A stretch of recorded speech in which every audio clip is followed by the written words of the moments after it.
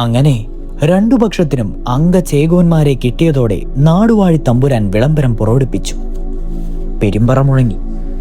നാട്ടുകാരെ, ദേശക്കാരെ, ഗ്രാമക്കാരെ, നാടുവാഴി തമ്പുരാൻ ഇത് നാലറിയിപ്പെന്തെന്നാൽ മേലൂരിടത്തെ ഉണ്ണിക്കോനാരും കീരൂരിടത്തെ ഉണ്ണിച്ചന്ദ്രൂരും രണ്ടമ്പം ഒരു നേരം പെറ്റ പിറപ്പുകളായാൽ ഇവർ തമ്മിൽ നാളിതുവരെ നിലനിന്നു വരുന്ന മൂപ്പിളമ തർക്കം തീർത്ത് കുറുങ്ങാട്ടിടത്ത് മൂപ്പ് വാഴേണ്ടതാരെന്ന് നിശ്ചയിപ്പാൻ ഇരുവരും ആളങ്കം വെട്ടി തീർപ്പുവാൻ അംഗം കുറിച്ച് ഉറപ്പാക്കിയിരിക്കുന്നതിന് പ്രകാരം കോനൂർക്ക് പുത്തൂരം വീട്ടിൽ ആരോമൽ ചേകവരും ചന്ദ്രൂർക്ക് കോലോത്തുനാട്ടിൽ അരിങ്ങോടരും ഇന്നേക്ക് 10 നാൾ ചെന്ന് ശനിവാരെ കുറുങ്ങോട്ട് മൈതാനിയിൽ അംഗം നടത്തുന്നതും ജയിക്കുന്ന പക്ഷക്കാരൻ കോനോരനായാലും ചന്ദ്രോരനായാലും കുറുങ്ങാട്ടിടത്തെ മൂപ്പ് വാഴുമെന്ന വിവരം ഇതിനാൽ ഏവരെയും അറിയിക്കുന്നു.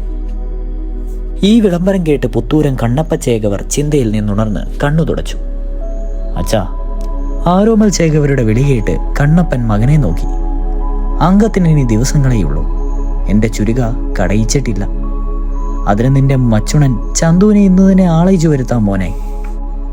അച്ഛനിൽ നിന്ന് അങ്ങനെയൊരു ഉത്തരം ആരോമൽ പ്രതീക്ഷിച്ചതേയില്ല. അതുകൊണ്ട് തന്നെ ആരോമൽ അച്ഛൻ്റെ മുഖത്ത് നോക്കാതെ പറഞ്ഞു, ചന്തുവിനെ എനിക്കത്ര വിശ്വാസം പോരാ. കുഞ്ഞുനാളിലെ അച്ഛനമ്മമാർ മരിച്ച അനാഥനായ ചന്തു പുത്തൂരം വീട്ടിലെ ഒരു അംഗമാണായാണ് വളർന്നത്. അവൻ്റെ അമ്മ കണ്ണപ്പന് നേർപ്പെങ്ങളുമായിരുന്നു. ആരോമലും ചന്തുവും ഉണ്ണിയാർച്ചയും ഒരുമിച്ചാണ് കണ്ണപ്പന് മുമ്പിൽ പയറ്റിത്തെളിഞ്ഞത്. ചന്തുവിൻ്റെ ചില്ലറ കുസൃതിത്തരങ്ങളും പയറ്റിലെ പ്രത്യേകതരം ഉശിരും ആരോമൽ കൽപ്പം അലോസരമുണ്ടാക്കിയതെന്ന് നേരത് തന്നെ. തൻ്റെ മുറപ്പെണ്ണു കൂടിയായ ഉണ്ണിയാർച്ചയെ ചന്തു സ്നേഹിച്ചിരുന്നു. ഉണ്ണിയാർച്ച അവനെയും. വെറുതെയല്ല, ആർച്ച അവന് മുറപ്പെണ്ണാണെന്ന് വേണ്ടപ്പെട്ടവരൊക്കെ പറഞ്ഞു കൊടുത്തതുകൊണ്ട് തന്നെ. കണ്ണപ്പന് അനന്തരവൻ ചന്തുവിനോടുള്ള അതിര് കടന്ന വാത്സല്യം ആരോമർക്കത്ര രുചിച്ചിരുന്നില്ല. ചന്തുവിനെ ആർച്ചയിൽ നിന്ന് ബലമായി അകറ്റി കുഞ്ഞിരാമനെ കൊണ്ട് കെട്ടിച്ചതിന് പിന്നിലും ആരോമൽ തന്നെ. അതിനായി അച്ഛനോട് വെറുതെ ഒരു കള്ളക്കഥയും പറഞ്ഞു. ചന്തു ആർച്ച ചതിക്കുവാൻ ശ്രമിച്ചെന്ന്. ചന്തു അങ്ങനെ പെരുമാറിയതായി ഉണ്ണിയാർച്ചയ്ക്ക് അറിവില്ലാതാനും. മാത്രമല്ല, അവൾക്കിപ്പോഴും ചന്തുവിനോട് ഒരു അനുഗ്രഹവുമുണ്ട്. ഈ ചുറ്റുപാടിൽ ചന്തു ഇപ്പോൾ പുത്തൂരം വീട്ടിൽ നിന്ന് മാറിയാണ് താമസം. മോനെ, എനിക്ക് ചന്തുവിനെ മാത്രമേ വിശ്വാസമുള്ളൂ. നിന്നെ ഇടതു തുടയിലും ചന്തുവിനെ വലതു തുടയിലും ഇരുത്തി ചോറൂട്ടി തന്നെ വളർത്തിയതാണ് ഞാൻ. അവൻ ചതിക്കില്ല. അവനോടൊപ്പം മറ്റൊരാളെ കൂടി അയക്കുവാനാണ് എനിക്ക് പേടി. അയാളെ ചന്തുവിനെ ചതിച്ചെന്നെങ്കിലോ? കണ്ണപ്പൻ തീർത്തു പറഞ്ഞു. എന്നാൽ അച്ഛൻ്റെ ഇഷ്ടം പോലെ. ആരോമൽ ആയുധപ്പുരയിലേക്ക് കയറി. എളന്തൂർ മഠത്തിൽ കഴിയുന്ന ചന്തുവിനെ വരുത്തുവാൻ കണ്ണപ്പൻ ഭൃത്യൻ വശം ഓല കൊടുത്തുവിട്ടു. കുറുപ്പ് കിട്ടിയ പാടെ കാറ്റ് പഞ്ഞി പറയതുപോലെ ചന്തു പുത്തൂരം വീട്ടിലേക്ക് പാഞ്ഞു. പുത്തൂരം വീട്ടിലെത്തിയ ചന്തുവിനെ കണ്ണപ്പ ചേകൂർ പുത്രവാത്സല്യത്തോടെ സ്വീകരിച്ചു ഉണർന്നു. ആരോമൽ പുത്തരിയംഗം കുറിച്ച കാര്യം ദുഃഖത്തോടെ അറിയിച്ചു. ചന്തുവിനും കടുത്ത ദുഃഖം തോന്നി. ആരോമലാകട്ടെ മച്ചുനന് സുഖമാണോ എന്ന ഒറ്റ വാക്യത്തിൽ കുശല പ്രശ്നം അവസാനിപ്പിച്ചു. ചന്തു ഗദ്ഖണ്ഡനായി കണ്ണപ്പൻ പറഞ്ഞു, ആരോമൽ അംഗത്തിന് തുണയായി നീ കൂടി ഉണ്ടാകണം. അംഗം വെട്ടുവാനുള്ള ആയുധങ്ങൾ കോലോത്തുനാട്ടിലെ കൊല്ലനെ കൊണ്ട് പുതുക്കി വാങ്ങണം. ചുരുക കടയിച്ചെടുക്കണം. ചന്തു വിനയത്തോടെ എല്ലാം സമ്മതിച്ചപ്പോൾ കണ്ണപ്പൻ പ്രത്യേകം ഓർമ്മിപ്പിച്ചു. ചുരുകപ്പിടിയിൽ ചെമ്പാണി വെച്ച് പൊൻകാരം കൊണ്ട് വിളസിക്കുന്ന കാര്യം ഒരിക്കലും നീ മറക്കരുത്. ചുരുകിയുടെ വായ്തല തിളക്കത്തിൽ അതിൽ തന്നെ എതിരാളി ചൂളിപ്പോകണം. പുത്തൂരം തറവാടിന് മാനം വെട്ടിത്തിളങ്ങണം. എല്ലാം സമ്മതിച്ച് ചന്തു യാത്രയായി. ആരോമൽ ചേകവർക്ക് ചുരുക വിളക്കുവാൻ ചന്തു പുത്തൂരം വീട്ടിൽ നിന്ന് കോലോത്ത് നാട്ടിലെ കൊല്ലൻ്റെ അടുക്കിലേക്ക് തിരിച്ചിട്ടുള്ള കാര്യം ഉണ്ണിയാർച്ച അറിഞ്ഞു. അരിങ്ങോടരും അക്കാര്യം രഹസ്യമായി അറച്ചു വെച്ചു. ചുരുക വിളക്കുവാൻ അച്ഛൻ ചന്തുവിനെ ചുമതലപ്പെടുത്തിയതിൽ ഉണ്ണിയാർച്ച ഏറെ സന്തോഷിച്ചു. ചന്തുവിനെ ഒരു നോക്ക് കാണുവാൻ അവളുടെ മനസ്സ് പിടഞ്ഞു. ചന്തു കൊല്ലനെ തേടി പോകുന്ന വഴി മയിലാടും കുന്നിനടുത്ത് ആരുമില്ലാത്തൊരിടത്ത് ഉണ്ണിയാർച്ച ചന്തുവിനെ കാത്തുനിന്നു. കണ്ണു നിറഞ്ഞ് തന്നെയും കാത്തുനിന്ന ആർച്ചയെ കണ്ട് ചന്തുവിനും കണ്ണു നിറഞ്ഞു. അവൾ പറഞ്ഞു, ചന്തു ആങ്ങളെ, പുത്തൂരം തറവാട്ടിനെ മാനം കാക്കുവാനുള്ള ചുരുകിയുടെ മൂർച്ച ഇനി ഈ കൈകളിലാണ്. ഇങ്ങനെയൊരു കണ്ടുമുട്ടൽ ആർച്ച ആഗ്രഹിച്ചതല്ല. ഞാൻ ഇന്ന് മറ്റൊരാളുടെ ഭാര്യയായിപ്പോയി. എങ്കിലും ഈ കൊതിപ്പിക്കുന്ന നോട്ടം ഇപ്പോഴും ആർച്ചയുടെ മനസ്സിളക്കുന്നു. അവൻ അവളുടെ കണ്ണീരൊപ്പി. അവൾ അവൻ്റെ നെഞ്ചോടൊട്ടു നിന്നു. അവൻ അവളുടെ അരക്കെട്ടിൽ കൈകളമർത്തി തലോടി തുടങ്ങി. ഒരു ഗൗളി ചിരിച്ചു. അവൾ കുതറി മാറി. അവൾ പറഞ്ഞു, എൻ്റെ പ്രാണൻ്റെ പ്രാണനായ അങ്ങ് കേൾക്കുക. ആരോമലാങ്ങളെ പുത്തരിയംഗം ജയിച്ചു തന്നെ രാത്രിയിൽ, ആ ഒരൊറ്റ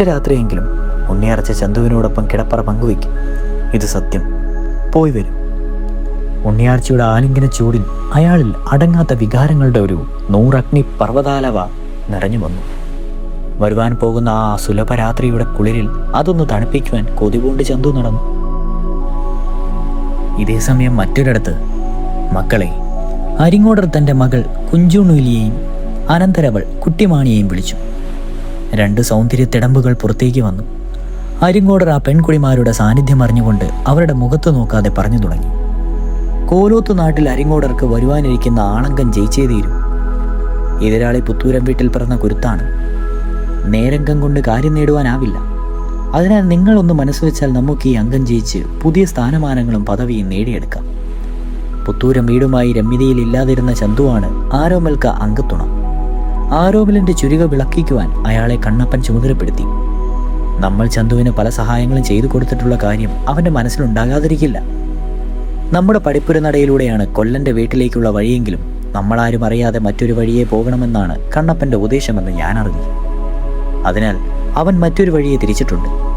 വഴിക്ക് അവനെ ഉണ്ണിയാർച്ച രഹസ്യമായി കണ്ടിരുന്ന കാര്യവും ഞാൻ ചാരൻ മുഖേന മനസ്സിലാക്കി. മക്കളെ, നിങ്ങൾ വേഗം ഒരുങ്ങിക്കൊള്ളിൻ. ചന്തു ഈ കര കടക്കുന്നതിന് മുമ്പ് നിങ്ങൾ 2 ആളും ചേർന്ന് അവനെ വശത്താക്കി ഇവിടെ എത്തിക്കണം. ചന്തു നിങ്ങളുടെ കിടപ്പറയിൽ കയറി കതക് ബന്ധിച്ചു കഴിഞ്ഞ് എനിക്ക് ശ്വാസം നേരെ വീഴും. പുലർച്ചെ നമുക്ക് കാണാം. ഇനിയൊക്കെ നിങ്ങളുടെ മിടുക്ക്. അരിങ്ങോടർ തിടുക്കത്തിൽ പുറത്തേക്കിറങ്ങി നടന്നു. കുഞ്ചുണൂലിയും കുട്ടിമാണിയും നിമിഷം പാഴാക്കാതെ സുഗന്ധലേപനങ്ങൾ അണിഞ്ഞ് കുടിലിൽ ചുരുട്ടി വെച്ചിരുന്ന ചുളിതീർത്ത നേർത്ത പട്ടുവസ്ത്രങ്ങൾ പുറത്തെടുത്ത് ചന്തത്തിൽ ചുറ്റി. തലമുടിക്കൊക്കെ മുല്ലപ്പൂമാല ചൂടി ഇരുവരും ഒരുമിച്ച് പടിക്കിലിറങ്ങി. അംഗങ്ങൾ ഇളക്കി ചന്തത്തിൽ നടന്നു നീങ്ങുന്ന അവരെ ഇപ്പോൾ കണ്ടാൽ ഇരട്ടി ഉണ്ണിയാർച്ചകൾ എന്ന് തോന്നും. ചന്തുവിന്റെ നീക്കം മനസ്സിലാക്കി ഇരുവരും തിടുക്കത്തിൽ എതിർവർഷയിലൂടെ നടന്നു. അവർ നാഗർകാവിൽ കയറി തൊഴുത് പ്രസാദം വാങ്ങി കയ്യിൽ വെച്ചു. അമ്പലത്തിൽ പോയി വീട്ടിലേക്ക് മടങ്ങുന്നതാണെന്ന നാട്യത്തിൽ അവർ നീങ്ങി. ചന്തു അവരുടെ അരികത്തെത്തി. ഒരുമിച്ചുള്ള അവരുടെ ആദ്യ കണ്ണേറിൽ തന്നെ ചന്തു ഇളകി. കുഞ്ചുണൂലിയും കുട്ടിമാണിയും ചന്തുവിനെ നിരുവശത്തുമായി നിന്നു. ചന്തുവാങ്ങളെ, ഞങ്ങളെയൊക്കെ മറന്നു. അരിങ്ങോടർ ചേകവരുടെ വീടും പരിപ്പിടിയും നാടുവാഴിയും ഒക്കെ ഇത്ര പെട്ടെന്ന് മറക്കുവാൻ ഞങ്ങൾ എന്തു പിഴച്ചു? ഇപ്പോൾ എന്തോ ശുഭകാര്യത്തിന് യാത്രയാണെന്ന് തോന്നുന്നുവോ? ചന്തു തൻ്റെ ഇടവും വലവും നോക്കി. 2 ഉണ്ണിയാർച്ചകൾ. അയാൾ ഒന്നും ഒളിച്ചു വയ്ക്കാത്ത കാര്യങ്ങളൊക്കെ വിസ്തരിച്ചവരെ ധരിപ്പിച്ചു. ആരോമൽ മച്ചുണന് ചുരുക വിളക്കുവാൻ പോവുകയാണ്. ആ വിവരവും തനിക്ക് അരിങ്ങോടർക്ക് വിരോധമില്ലെന്നും ചെയ്തു തന്ന സഹായങ്ങൾ ഒരിക്കലും മറക്കുകയില്ലെന്നുമൊക്കെ നാഗർക്കാവ് ചൂണ്ടി ആണയിട്ട് തന്നെ പറഞ്ഞു. ദാ ഈ പ്രസാദം കുഞ്ചുണൂലി ഈ നെറ്റിയിലൊന്ന് തൊട്ടോട്ടെ. കുഞ്ചുണൂലി ചന്തുവിൻ്റെ നെറ്റിയിൽ പ്രസാദം തൊട്ടു. തൊടുമ്പോൾ അവരുടെ നിറമാറ് അറിഞ്ഞുകൊണ്ട് തന്നെ അയാളുടെ നെഞ്ചിലൊന്ന് മുട്ടിച്ചു. കുട്ടിമാണി തൻ്റെ കൈക്കുമ്പിളിലെ പ്രസാദം അയാളുടെ നെഞ്ചിലാണ് തൊട്ടത്. അറിയാത്ത മട്ടിൽ ആ വിരിഞ്ഞ മാറിടമൊന്ന് തലോടുവാൻ അവളും മറന്നില്ല. അയാളിൽ കാമത്തിൻ്റെ അഗ്നിപർവ്വതം വീണ്ടും ലാവ പോലെ തിളച്ചു തുടങ്ങി. ആങ്ങള ഒരുപാട് ദൂരം നടന്നു വന്നതല്ലേ? എത്ര നാളായി തമ്മിൽ കണ്ടിട്ടും ഒന്ന് കിന്നാരം പറഞ്ഞിട്ടും. ഇന്നിനി യാത്ര ഇവിടെ വരെ മതി. തങ്ങളുടെ വീട്ടിൽ കയറി ഇളനീർ കഴിച്ചൊന്ന് വിശ്രമിച്ച് പുലർച്ചെ യാത്ര തുടരാം. ചന്തു എന്തോ ചുണ്ടനക്കുന്നതിന് മുമ്പ് ഇരുവരും ചേർന്ന് അയാളുടെ കരങ്ങൾ കവർന്നു കഴിഞ്ഞിരുന്നു. വരും. അരിങ്ങോടരുടെ വീട്ടിലെത്തിയ ചന്തുവിന് അവർ ആദ്യം തന്നെ വീര്യമുള്ള മദ്യവും പോത്തിറച്ചിയും കൊടുത്ത് സൽക്കരിച്ചു. ഉണ്ണിയാർച്ച വഴിക്ക് വെച്ച് കൊതിപ്പിച്ചു പോയതൊക്കെ അതിൻ്റെ 100 മടങ്ങ് വീര്യത്തോടെ അയാളുടെ സിരകളിൽ കൊടുമ്പിഴി കൊണ്ടിരുന്നു. നേർത്ത പട്ടുചേല തെറുത്തു കയറ്റി തൻ്റെ മുൻപിൽ അംഗങ്ങൾ ഇളക്കി കാമോത്സുകരായി തന്നെ കൊതിപ്പിക്കുന്ന ആ മാദക സുന്ദരിമാരെ അയാൾ മാറി മാറി നോക്കി. അയാളുടെ മനസ്സും പറഞ്ഞു, ഈ തേൻ വഴിയുന്ന മുഴുത്ത് മേനിയുള്ള കിളിച്ചുണ്ടൻ മാമ്പഴങ്ങൾ എന്നും എപ്പോഴും സ്വാതറിയുവാൻ തനിക്ക് സ്വന്തമായുള്ളപ്പോൾ എന്തിനൊരു പുളിക്കുന്ന ഉണ്ണിമാങ്ങയ്ക്കായി തപസ് നോക്കണം. അങ്ങനെ പ്രേമത്തിൻ്റെ ചുരുക്കമുന കാമത്തിൻ്റെ പരിചയുടെ അളവ് പോലായി മാറി. കുഞ്ചുണൂലിയും കുട്ടിമാണിയും അയാളെ കെട്ടിപ്പുണർന്ന് കിടപ്പറയിലേക്ക് എത്തിച്ചു. കഥകടഞ്ഞ് സാക്ഷ വീണു. പുലർച്ചെ മുറ്റത്തെ പുരുഷ ശബ്ദം കേട്ട് അയാൾ പുറത്തിറങ്ങിയവേ മുൻപിൽ അരിങ്ങോടർ. കുളിയും തുളിയുമൊക്കെ കഴിഞ്ഞ് കഞ്ഞി കാലമായിട്ടുണ്ട്. കൊല്ലൻ്റെ കുടിയിലേക്ക് ഇനിയും നാഴിക പലത് നടക്കേണ്ടതല്ലേ? അരിങ്ങോടർ മുഖവരു കൂടാതെ പറഞ്ഞു. ചന്തു ഒന്ന് കുനിഞ്ഞു നിന്ന ശേഷം കുടക്കടവിലേക്ക് നടന്നു. കുഞ്ചുണൂലിയും കുട്ടിമാണിയും കഞ്ഞി വിളമ്പിയെ വെച്ചു. അരിങ്ങോടർ ചന്തുവിനെ ക്ഷണിച്ചു. നെയ്യ് ചേർത്ത കഞ്ഞി ചന്തു പ്ലാവിലയിൽ കോരി ഒരു കവിൾ കുടിക്കായി അരിങ്ങോടർ പറഞ്ഞു. ഒന്നുണ്ട് പറയാൻ. ചുരുക വിളക്കുമ്പോൾ ഒരിക്കലും മിത്രത്തിന് വേണ്ടിയാണെന്ന ചിന്ത വേണ്ട. ചന്തുവിന് മിത്രമെന്നും ഈ അരിങ്ങോടർ മാത്രം. തെളിച്ചു പറയാം, കൊല്ലനെ കാണുമ്പോൾ ചുരുക കണയിൽ വെച്ച് മുറിഞ്ഞു പോകും വിധം വേണമെന്ന് പ്രത്യേകം പറയുക. ഞാൻ നാളിതുവരെ ചെയ്തതിനുള്ള പ്രത്യുപകാരമായി ഈ ഒരു ഛേദമില്ലാത്ത കാര്യം ചന്തു എനിക്ക് വേണ്ടി ചെയ്തു തരിക. ഒന്നും മിണ്ടാതിരുന്ന ചന്തുവിനെ അരിങ്ങോടർ ഓർമ്മിപ്പിച്ചു. ആരോമിലൊരിക്കലും ചന്തുവിന് ബന്ധുവോ മിത്രമോ ആയിരുന്നില്ല, മേലിലും ശത്രു മാത്രം. അരിങ്ങോടർ എന്തോ നാവ് പിഴച്ച മട്ടിൽ പാതി വെച്ച് നിർത്തി ഇങ്ങനെ പൂർത്തിയാക്കി. ഇല്ല, ഈ അംഗം അരിങ്ങോടർ ജയിക്കും. ചന്തു, അരിങ്ങോടർ തുടർന്നു. കണ്ണപ്പ ചേകവർ ഉണ്ണിയാർച്ചയെ നിനക്ക് തരാതിരുന്നത് ആരോമലിന്റെ പ്രേരണയാലാണ്. ചന്തു ഒന്നോ ഊരണി. അരിങ്ങോടർക്ക് അതൊരു പ്രോത്സാഹനമായി അയാൾ പറഞ്ഞു. പുത്തൂരം വീട്ടിൽ നിനക്ക് കിട്ടാത്ത മാനാഭിമാനങ്ങൾ ഞാൻ നിനക്ക് നേടിത്തരും. ഞാനിതാ സത്യം ചെയ്യുന്നു. എൻ്റെ എല്ലാ സമ്പത്തും എൻ്റെ മകളും അനന്തരങ്ങളും ഒപ്പം ഇന്നു മുതൽ നിനക്കുള്ളതാണ്. അരിങ്ങോടരുടെ അടവ് വലിച്ചു. ചന്തു അരിങ്ങോടരുടെ കെണിയിൽ വീണു. കണ്ണപ്പ ചേകവരും പുത്തൂരം വീടും ഉണ്ണിയാർച്ചയും ഒന്നും ഇപ്പോൾ ചന്തുവിൻ്റെ ചിന്തയിലില്ല. ചന്തു കൈ കഴുകി ആയുധക്കെട്ടും എടുത്ത് കൊല്ലന്റെ കുടിയിലേക്ക് യാത്രയായി. ഉണ്ണിച്ചന്ദ്രൂർക്ക് വേണ്ടി അംഗം വെട്ടുവാൻ ആനയെ മയക്കുന്ന അരിങ്ങോടരെ കിട്ടിയതെന്നറിഞ്ഞ നിമിഷം മുതൽ ഉണ്ണിച്ചന്ദ്രൂർ പക്ഷം വിജയമുറപ്പിച്ചു. അരിങ്ങോടരോട് അംഗം വെട്ടി ജയിക്കുവാൻ തക്ക ഒരു ചേകോൻ ഈ ദേശത്തിലൊന്നും പറഞ്ഞിട്ടില്ല. എന്നാൽ മറുദേശത്ത് അതിനു പോകുന്ന ഒരു ധീരനായ ചെറുപ്പക്കാരൻ ഉണ്ണിക്കോനാർക്ക് വേണ്ടി അച്ചാരം ഉറപ്പിച്ചുവെന്ന വാർത്ത പരന്നതോടെ ആഹ്ലാദവും നിരാശയും പരസ്പരം കൂറുമാറി. അങ്കത്തെട്ടിന്റെ പണി ഉണ്ണിച്ചന്ദ്രൂർ ഏകപക്ഷീയമായി ഏറ്റെടുത്തപ്പോൾ ഉണ്ണിക്കോനാർ പക്ഷത്തിന് സംശയമായി.